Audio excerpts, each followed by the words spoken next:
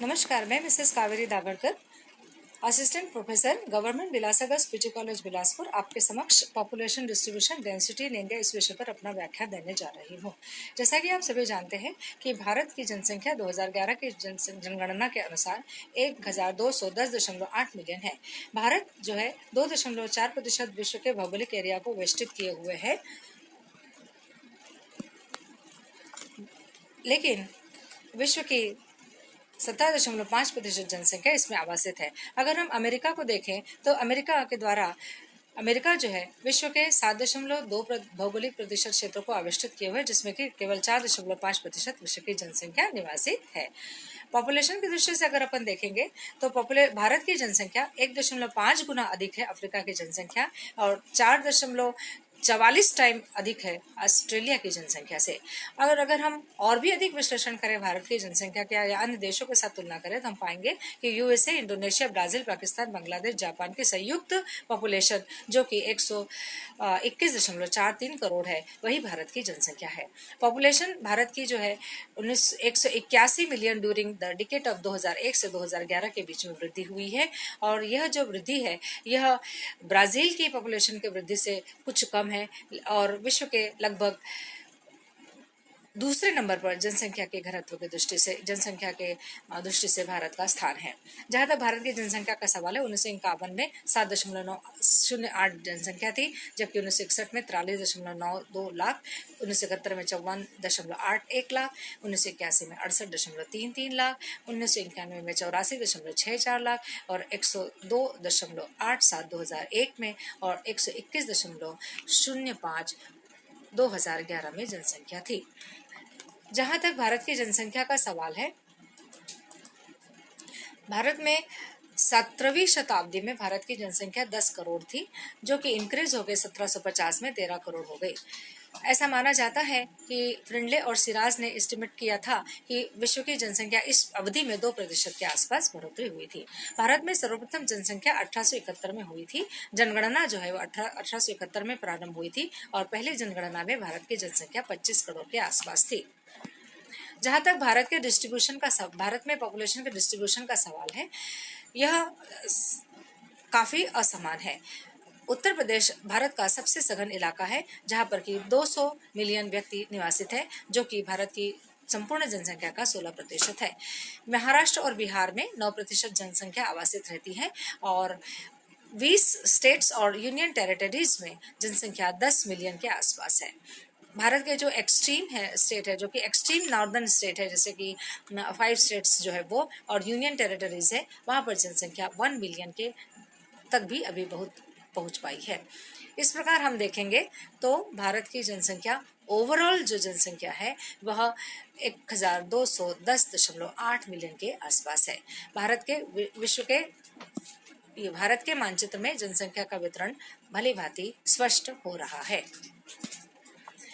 राज्यों के प्रतिशत वितरण को देखेंगे तो उत्तर प्रदेश में 16% के साथ प्रथम स्थान पर रखता है, जबकि महाराष्ट्र और बिहार 9% के साथ द्वितीय स्थान पर, पश्चिम बंगाल 8% के साथ तृतीय स्थान पर और आंध्र प्रदेश 7% के स्थान पर चौथे स्थान पर है। इसके अलावा मध्य प्रदेश, तमिलनाडु, राजस्थान में 6% जनसंख्या, कर्नाटका, गुजरात में 5% जनसंख्या और ओडिशा, केरला, झारखंड, असम में 3% और पंजाब, छत्तीसगढ़, हरियाणा में 2%, दिल्ली, जम्मू कश्मीर और उत्तराखंड में 1% जनसंख्या निवासित करती है।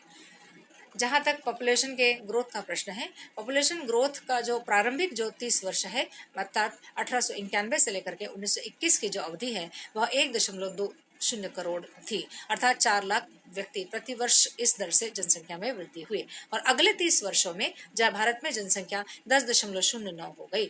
पॉपुलेशन ग्रोथ जो है 1921 से 1931 के मध्य में 2.8 करोड़ थी और 1931 से 1941 के बीच में 3.8 करोड़ और 1941 से 51 के बीच में 4.4 करोड़ थी। 1951 का जो पीरियड है वह ग्रेट सेंसस डिवाइड लाइन के रूप में जाना जाता है, क्योंकि इस अवधि में जनसंख्या में बेतहाशा वृद्धि हुई थी। 1951 से 61 के बीच में जनसंख्या वृद्धि 7.8 करोड़ रही। In the period of 67 and 71 population जो है बहुत ही इंक्रीज हुई 10.8 करोड़, और यह जो है इसमें तीव्र गति से वृद्धि होते हुए 68.52 1981 में और 1991 में 87.64 और जो कि 2001 में बढ़कर 102.87 करोड़ हो गई। और इस प्रकार जनसंख्या की ग्रोथ है उसमें 18.23 करोड़ की वृद्धि परिलक्षित हुई, और 2001 और 2011 की अवधि में 18.15 की दर से जनसंख्या में वृद्धि परिलक्षित होती है।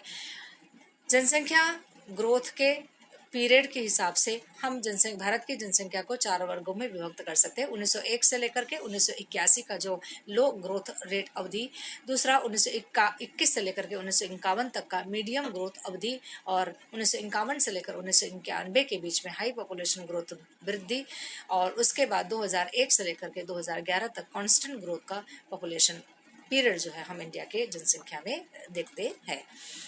ये जो ग्राफ है यह इस बात का द्योतक है। देखिए यहाँ पे जनसंख्या बढ़ रही, ग्रेजुअली बढ़ रही है, और उसका देखिए इधर धीरे से डिक्लाइन हमको ट्रेंड दिखाई देता है। ये आंकड़े भी यह बताते हैं कि प्रारंभिक वर्षों में जनसंख्या में सामान्य वृद्धि हुई, उसके पश्चात 1961 से लेकर के 2001 तक की वृद्धि हमको लगभग 20 से 23% तक वृद्धि दिखाई देती है, जबकि 2011 में 17.6 वृद्धि है। जहाँ तक पॉपुलेशन के डिस्ट्रीब्यूशन का सवाल है, भारत में जोग्राफिकली अगर अपन देखेंगे तो अगर 6 रीजन है, northern, north eastern, eastern, southern, central and western region. अगर हम देखें तो नॉर्दर्न रीजन में जनसंख्या का घनत्व 267 व्यक्ति है, जबकि नॉर्थ ईस्टर्न में 176, ईस्टर्न में 625, साउदर्न में 397, सेंट्रल रीजन में 417 और वेस्टर्न रीजन में 344। Special distribution of density of population को अगर अपन देखते हैं तो हम देखेंगे कि भारत में जनसंख्या के वितरण की दृष्टि से या जनसंख्या के घनत्व की दृष्टि से हम भारत को 4 प्रमुख क्षेत्र में बांट सकते हैं। लो पॉपुलेशन डेंसिटी रीजन, जहाँ पर कि 100 व्यक्ति प्रति स्क्वायर किलोमीटर रहते हैं। मीडियम पॉपुलेशन रीजन 101 से 400 व्यक्ति प्रति square kilometre. High medium population region 401 से 800 और वेरी हाई पॉपुलेशन रीजन 800 से अधिक व्यक्ति। अगर हम भारत के नक्शे को अगर देखते हैं, अगर हमने भारत के इस पॉपुलेशन डेंसिटी को देखेंगे तो हम देखते हैं कि 1901 से लेकर के 2011 की अवधि में जनसंख्या में निरंतर वृद्धि परिलक्षित होती है। ये भारत का जो मानचित्र है, इस मानचित्र से हम स्पष्ट कर सकते हैं कि भारत के जो उत्तरी पूर्वी जो क्षेत्र है, यानी कि उत्तरी और उत्तरी पूर्वी क्षेत्र है, यह हिली रीजन है और यहाँ पर जनसंख्या का घनत्व अपेक्षाकृत कम है, 100 व्यक्ति से भी कम निवासित है, जबकि बिहार, पश्चिम बंगाल और दिल्ली ये जो ऐसे क्षेत्र है जहाँ पर जनसंख्या का घनत्व अपेक्षाकृत अधिक है, जबकि पंजाब, हरियाणा, उत्तर प्रदेश, तमिलनाडु, केरला में जनसंख्या का घनत्व 501 से लेकर 1000 व्यक्ति प्रति स्क्वायर किलोमीटर है। भारत की जनसंख्या के डेंसिटी और वितरण को अगर हम परिलक्षित करें तो इसकी कुछ विशेषताएं या उसके कुछ प्रमुख फीचर हमको दिखाई देते हैं। पहला है कि भारत में जनसंख्या का केंद्रीकरण नॉर्दर्न प्लेन एरिया में ज़्यादा है। इसका मुख्य कारण है कि यह एरिया प्लेन है और गंगा, यमुना, सतलज आदि रिवर द्वारा अपवहित निरंतर लाई गई उपजाऊ मिट्टी के काप मिट्टी से बना हुआ है। यहाँ पर वार्षिक वर्षा की मात्रा सफिशियंट है और जहाँ कहीं भी वर्षा कम होती है वहाँ पर कैनाल्स और ट्यूबवेल्स के माध्यम से भली भांति जल संसाधन की प्राप्ति होती है। प्लेन लैंड होने के कारण ट्रांसपोर्ट फैसिलिटी बहुत ज़बरदस्त है, क्लाइमेट यहाँ की सुटेबल है और बहुत सारे इंडस्ट्रीज का यहाँ पर इंस्टॉलेशन हुआ है, जैसे कि cotton industry, paper industry, petrochemical, fertiliser इत्यादि।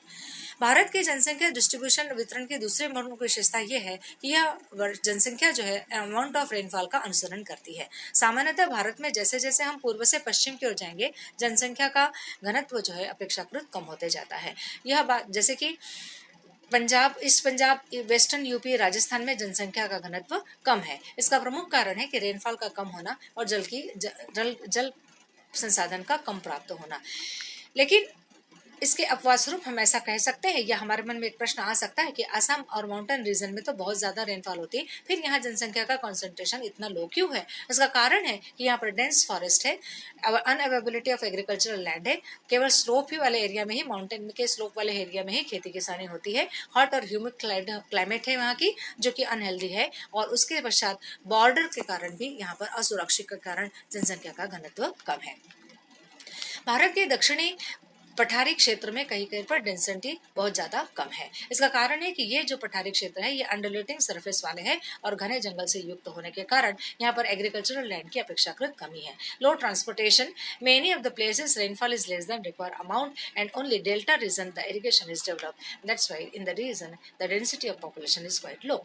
Eastern and western coastal regions जो है वो बहुत ही डेंसली पॉपुलेटेड है। इसका कारण है कि फर्टाइल एल्यूवियल सॉइल जो है कोस्टल रीजन को सशक्त बनाती है, सफिशिएंट रेनफॉल, कमर्शियल क्रॉप जैसे कि टी, कॉफी, ये प्रमुख इसका उत्पादन, और बंदरगाहों का विकास और उनसे रिलेटेड वाणिज्यिक गतिविधियां और औद्योगिक गतिविधियों को बढ़ावा मिलना। भारत के जो लो डेंसिटी वाले एरिया है मुख्य रूप से hilly region, low rainfall region, desert और प्लेट्यू रीजन से। प्लेन और फर्टाइल लैंड जो है हिली रीजन में उपलब्ध नहीं होने के कारण इन रीजन में जनसंख्या कम है। Due to extreme climatic condition के कारण और शॉर्टेज ऑफ रेनफॉल के कारण राजस्थान जैसे क्षेत्र में, जैसलमेर जैसे क्षेत्र में जनसंख्या का घनत्व बहुत कम है। जैसलमेर डिस्ट्रिक्ट में पॉपुलेशन घनत्व केवल 10 व्यक्ति प्रति वर्ग किलोमीटर है। Highest population density Delhi, Bihar, Bengal में पाई जाती है, और इन तीनों ही जगहों में अगर दिल्ली की बात करें तो दिल्ली पर राष्ट्रीय राजधानी क्षेत्र होने के कारण गवर्नमेंट और नॉन गवर्नमेंट ऑर्गेनाइजेशन, इंडस्ट्रियल की अधिकता, अर्बनाइजेशन, नेशनल हाईवे का विकास, railway routes, air facility, domestic and international level पर अनेक संस्थानों का उद्भव आदि अनेक कारण है जो दिल्ली राजधानी क्षेत्र में जनसंख्या के हाई कॉन्सेंट्रेशन के लिए कारणीभूत है। इसी के साथ साथ बिहार और वेस्ट बंगाल में भी जनसंख्या के कॉन्सेंट्रेशन का मुख्य कारण है कि एग्रीकल्चरल लैंड की प्राप्ति, वर्ष में 3 बार चावल की कृषि, और हुगली नदी और के किनारे किनारे नए उद्योग धंधों का विकास, इन सब कारणों से जनसंख्या का केंद्रीकरण बहुत ज्यादा है। निश्चित रूप से भारत की जनसंख्या और भारत के जनसंख्या के घनत्व देखते हुए हम यह कह सकते हैं कि जनसंख्या में तीव्र गति से वृद्धि हो रही है, और अगर हमने जनसंख्या की वृद्धि को काबू में नहीं किया तो आने वाले समय में हमको जनसंख्या के अधिकता के दुष्परिणाम भोगने पड़ सकते हैं। नमस्कार।